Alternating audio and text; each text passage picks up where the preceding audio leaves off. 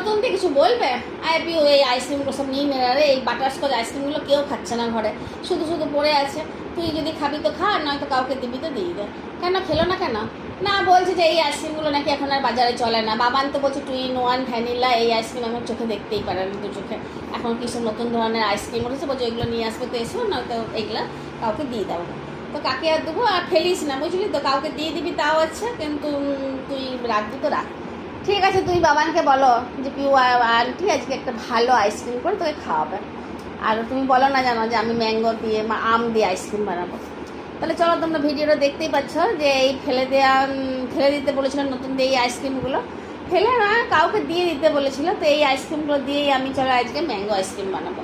তো প্রথমে ল্যাংড়া আমের শাঁস মিক্সিতে পিষে একদম পেস্ট বানিয়ে নিয়েছিলাম। তার উপরে দিয়ে একটা মানে কোটোতে সেটা দিয়ে তার উপর থেকে ওই বাটারস্কচ আইসক্রিম যেগুলো গলে গেছে সেগুলোকে দিয়ে দিলাম, আর কিছু টুকরো আম ওইটার উপর ছড়িয়ে দিলাম। তারপর ফ্রিজে জমতে দিয়েছিলাম। দু ভাগে ভাগ করে নিলাম আইসক্রিমটা। এক ভাগ আমি আমার জন্য রেখেছি। তো আমার তো খেয়ে দুর্দান্ত লাগলো। আমের টুকরোগুলো যখন মুখে পড়ছিল তখন মনেই হচ্ছিলো যে সত্যিকারই একদম দোকান থেকে আনা আইসক্রিমই খাচ্ছি। উপরে হচ্ছে বাটারস্কচের লেয়ার, আর নিচটা হচ্ছে পুরোপুরি একদম আমের লেয়ার। তোমরা দেখতেই পাচ্ছ।